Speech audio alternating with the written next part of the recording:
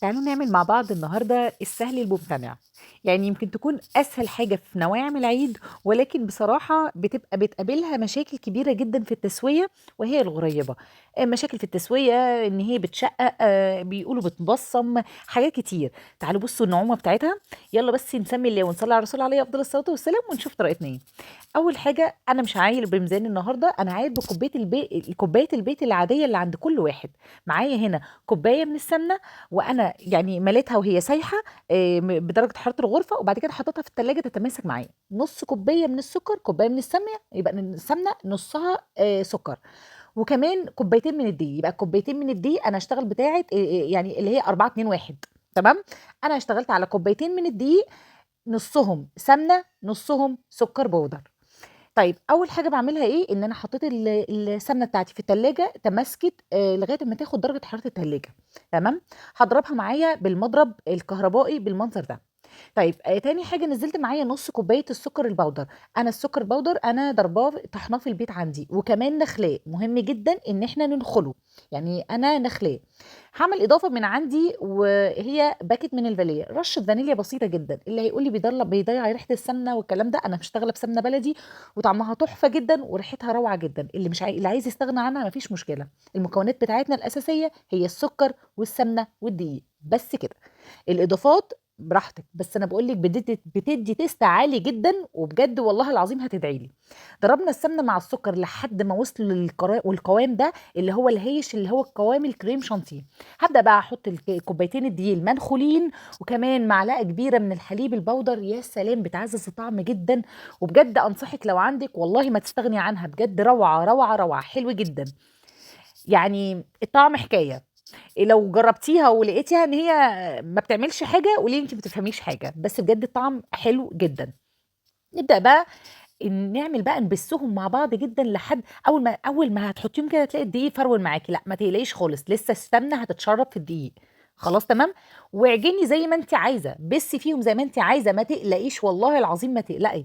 لان هما ما فيهمش سوائل اساسا، مش زي الكحك مثلا بنقول بعد ما بنحط السوائل لا ما ينفعش نعجن كتير عشان ما ينشفش معانا. لا ما تقلقيش ما تقلقيش، والله بقول لك النتيجه هتبهرك.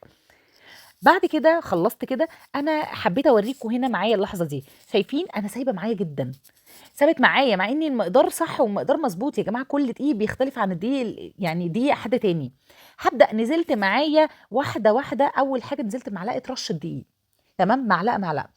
انا مش هزود غير 3 معالق دقيق بالتدريج، كمان هزودهم بالتدريج. انا فصلت هنا زودت معلقتين دقيق كمان بالتدريج. اوعي تزودي دقيق تاني على 3 دقايق، هي كده كده لازم تلزق معاكي. يعني هي كده كده اوريدي لازم تلزق معاكي، هي سمنه وسكر فطبيعي لازم تلزق. بصوا الاختبار ده بقى، اغسلي ايديكي وتعالي اعملي الاختبار ده كده، ما بتشققش معايا تماما، اعرفي ان كده تمام. طب نعمل ايه كده؟ طب ما هي بتلزق معايا، انا مش عارفه اكورها كويس. حضرتك روح حطيها في التلاجة، هنسيبها في التلاجة ترتاح ساعة. مهم جدا تسيبيها في التلاجة ترتاح ساعة عشان السمنة بتاعت وانت بتكوريها ما تبقاش سايحة معاكي. هنشوف مع بعض هنا بقى بعد ما طلعت من التلاجة، شايفين قوامها اختلف تماما. بصي بقى قادره اتحكم فيها بعد ما زودت لها 3 معالق دقيق.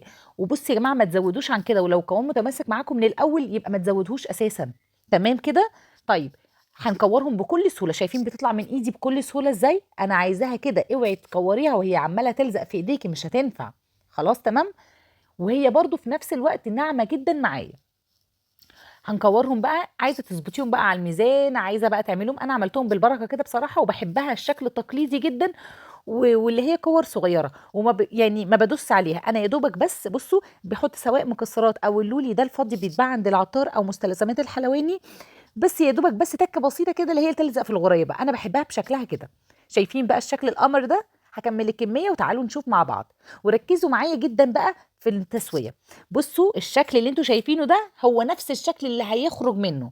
طب احنا هنعمل ايه دلوقتي؟ انا هحط الصاج بتاعي في التلاجة لمده ساعه قبل التسويه. يا جماعه مهم جدا حطوه في التلاجة من نص ساعه لساعه قبل التسويه، عشان اما تخرج ما تلحقش ان هي تاخد وقت تفرش في الفرن، تبقى داخله الفرن متماسكه. هنكون بقى ايه في الوقت ده؟ هنكون مشغلين درجة حرارة على 160. 160. هتشغلي الفرن قبليها ب5 دقايق بس. الغريبة ما تدخلش على فرن سخن تماما، هتدخل تسيح على طول. لا، يبقى الفرن شغال من قبليها ب5 دقايق فقط. ركزي معايا بالله عليكي في التفاصيل بتاعه التسويه. الفرن شغال قبليها ب5 دقايق بس. وبعد كده هتدخليها، اظبطي تايمر بتاعك او الالارم بتاعك على 10 دقايق بالظبط. الغريبه بتقعد في الفرن 10 دقايق على درجه حراره 160. هتطلع، اوعي تلمسيها. شايفين بعد ما طلعت معايا من الفرن؟ هنا بعد ما طلعت من الفرن دخلتها التلاجة بعد ما شكلتها ساعه، خرجتها فرن متسخن من قبل على درجه حراره 160 10 دقايق بالظبط، وطلعتها ما لمستهاش. اوعي تلمسيها من الصاج قبل ساعه على الاقل. بتطلع لونها فاتح كده، ما بتطلعش تاخدش لون. وبصوا النعومه.